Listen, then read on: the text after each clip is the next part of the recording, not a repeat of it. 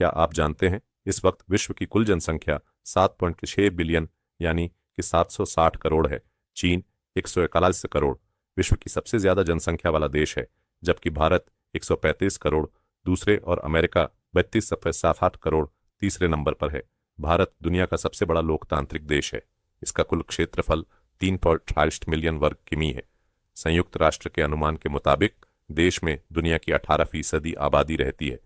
भारत दुनिया में सबसे अधिक आबादी वाले लोकतंत्र के रूप में प्रसिद्ध है। साल 2019 के लोकसभा चुनाव में रजिस्टर्ड वोटर्स की संख्या लगभग 911 मिलियन के करीब थी। भारत में असमिया, बंगाली, बोडो, डोगरी, गुजराती, हिंदी, कन्नड़, कश्मीरी, कोंकणी, मैथिली, मलयालम, मराठी, मैतेई, नेपाली, उड़िया, पंजाबी, संस्कृत, संथाली, सिंधी, तमिल, तेलुगु, उर्दू शामिल हैं।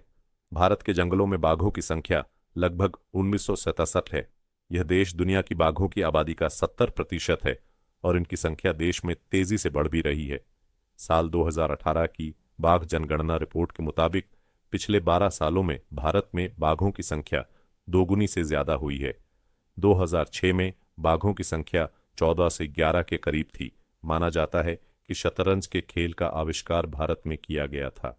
ऐतिहासिक प्रमाण बताते हैं कि 6ठी शताब्दी में गुप्त साम्राज्य के शासनकाल के दौरान शतरंज भारत में एक लोकप्रिय खेल हुआ करता था।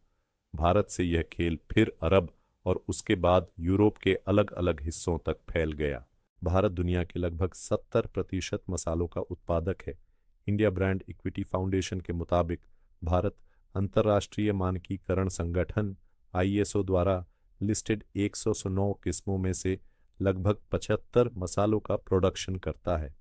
इसके अलावा देश को मसालों के सबसे बड़े उपभोक्ता और निर्यातक के रूप में भी जाना जाता है। यह अमेरिका, थाईलैंड, वियतनाम और बांग्लादेश सहित कई देशों को मसालों का निर्यात करता है। भारत में लगभग 90,000 प्रकार के जानवर पाए जाते हैं, जिनमें 350 से अधिक स्तनधारी और 1,200 पक्षी प्रजाति